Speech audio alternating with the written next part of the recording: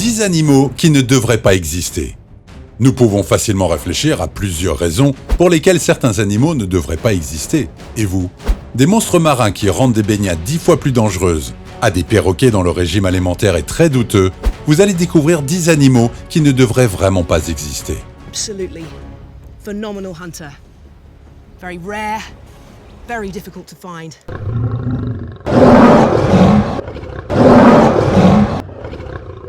Neoclenus blanchardi. Cet animal s'appelle le Neoclenus blanchardi. Si Dracula était un poisson, il serait probablement ce petit poisson de mer brun dont la bouche peut s'ouvrir jusqu'à 4 fois sa taille. Il s'agit d'une espèce de poisson extrêmement territorial, qui vit dans des coquilles vides et des crevasses dans le nord-est de l'océan Pacifique. On en a même trouvé dans des objets fabriqués par l'homme, comme des canettes de soda. Vous vous souvenez quand nous avons dit que ce poisson était territorial? Oui, nous ne plaisantions pas. Si une autre créature marine s'approche un peu trop près d'un territoire marqué par un Neoclenus blanchardi, c'est l'enfer. Si l'animal intrus est un autre Neoclenus blanchardi, les deux luttent en pressant leurs bouches distendues l'une contre l'autre d'une manière qui ressemble beaucoup à un baiser. Le plus souvent, c'est le poisson à la bouche la plus large qui gagne. Vous comprenez maintenant pourquoi une espèce de poisson aussi agressive et territoriale ne devrait pas exister. Ver bobite. Présent principalement au fond de l'océan, le ver bobite est l'un des tueurs les plus efficaces de la mer.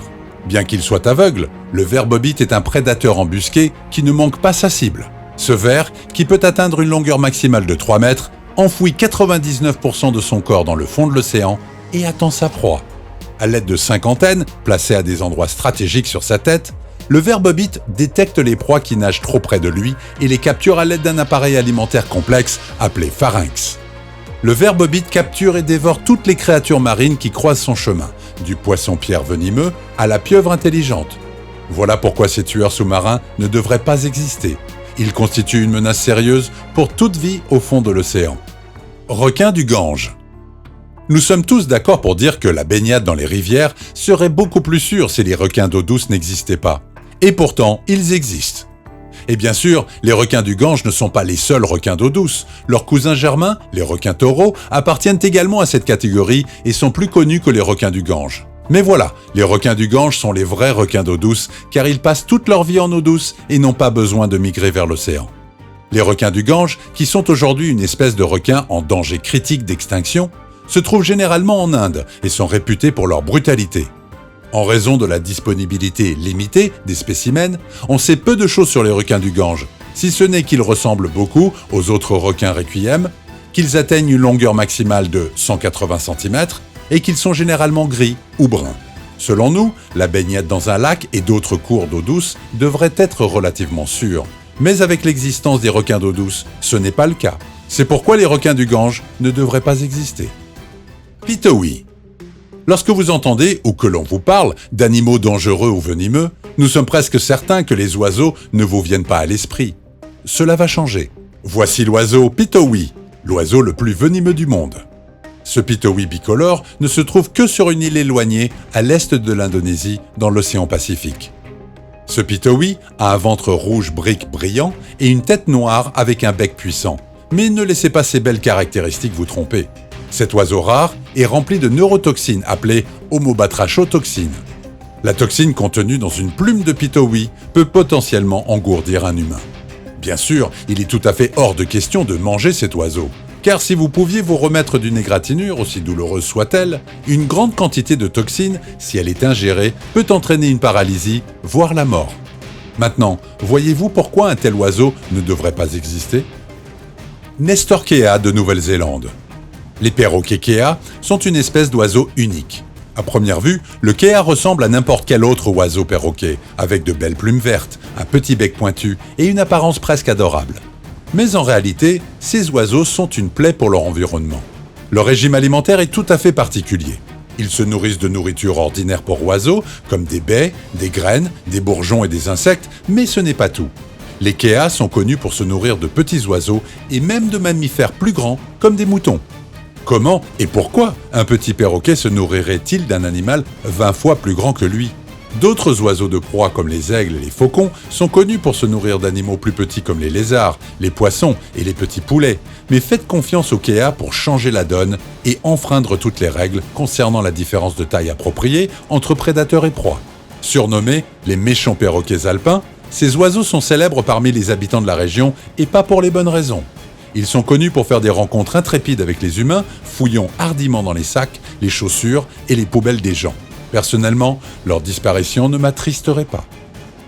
Bagheera kiplingi.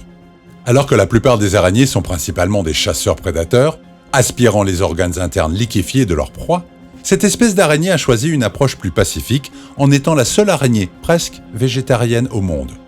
Cette araignée colorée, que l'on trouve principalement en Amérique centrale, a transformé ses talents de chasse en une capacité d'exploitation qu'elle utilise pour exploiter la relation entre la plante acacia et les fourmis qui résident dans ses feuilles.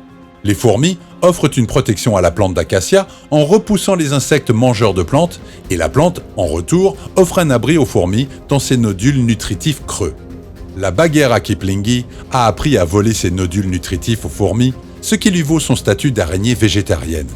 Grâce à ses pattes, qui peuvent la projeter dans les airs jusqu'à 50 fois sa longueur, l'araignée peut échapper à presque tout. Mouette à queue fourchue. Les mouettes offrent généralement un beau spectacle à contempler pendant la journée. Cependant, cette espèce de mouette n'est pas du genre à flâner le jour. La mouette à queue fourchue est la seule mouette nocturne au monde et elle est connue pour se nourrir exclusivement la nuit.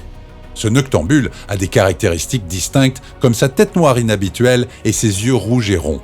Alors que vous pouvez observer des mouettes ordinaires survolant la surface de l'eau pendant la journée, dans l'espoir d'attraper leur déjeuner, la mouette à queue fourchue utilise sa vision nocturne adaptive pour chasser la nuit. Elle attrape les poissons et les calamars qui remontent à la surface la nuit pour se nourrir de plancton et prendre de l'air, car c'est généralement plus sûr à cette heure-là. Enfin, pas toujours. Une autre habitude inhabituelle de ces mouettes est que le mâle construit le nid avant l'arrivée des femelles.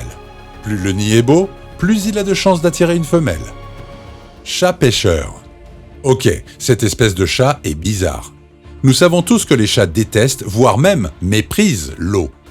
La plupart des propriétaires de chats savent que c'est une lutte souvent sanglante pour faire rentrer ces félins dans une baignoire. C'est pourquoi l'existence des chats pêcheurs est une anomalie que nous n'arrivons pas à accepter.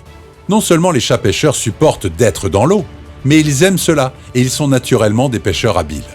Ces petits chats sauvages ont une fourrure dense avec des rayures et des taches, des pattes courtes et des pattes palmées avec des griffes incomplètement gainées. Ces caractéristiques leur permettent d'être d'excellents nageurs. Les chats pêcheurs sont bien adaptés à la vie aquatique près des ruisseaux, des rivières et des marécages de l'Asie du Sud-Est. Ils attrapent les poissons à l'aide d'une technique unique. Ils posent délicatement leurs pattes sur la surface de l'eau en imitant les insectes qui se posent. Ce mouvement attire les poissons à la surface et dès que cela se produit, les chats bondissent avec vitesse et précision. Le chat pêcheur peut rester immergé sous l'eau pendant plusieurs secondes pour attaquer les oiseaux qui se reposent à la surface de l'eau. Un chat immergé sous l'eau ?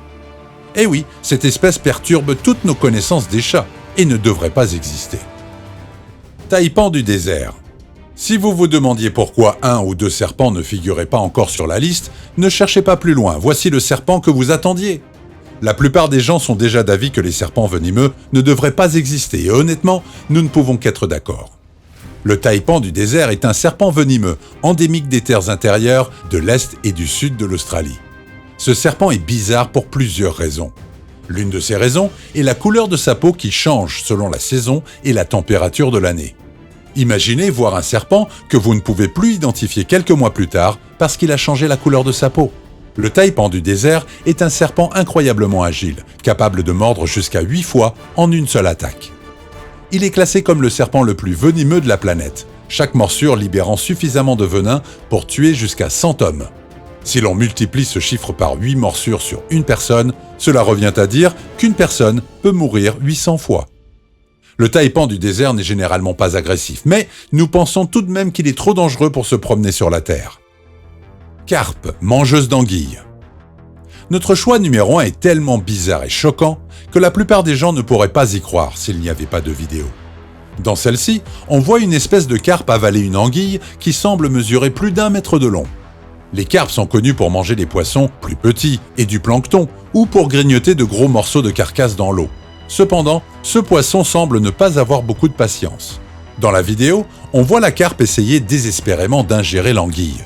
Malgré le fait que l'anguille se soit bien battue, le poisson a réussi à la faire rentrer presque entièrement. Tout semblait aller pour le mieux jusqu'à ce qu'il n'y ait plus de place dans l'estomac déjà dilaté du poisson pour contenir l'anguille. Grâce à ce développement, l'anguille a réussi à se faufiler vers l'extérieur. Après cet événement étrange, on voit la carpe et le poisson reprendre leur souffle après cette épreuve. Ce type de comportement, aussi étrange soit-il, n'est pas impossible chez les poissons. Les luttes pour la nourriture et le territoire peuvent conduire à des actes rares de comportement carnivore. Indépendamment de cette explication logique, on ne peut s'empêcher de se demander combien de carpes mangeuses d'anguilles il existe. Bien que certaines personnes pensent que l'histoire de la carpe mangeuse d'anguilles est fausse, nous aimerions tout de même connaître votre avis. Que pensez-vous de ces étranges créatures ? Pensez-vous qu'elles existent ou qu'elles ne sont que le produit de notre imagination hyperactive, provoquée par un habile manipulateur de photos ? Quel animal de notre compte à rebours vous semble le plus incroyable ? Faites-le nous savoir dans les commentaires ci-dessous.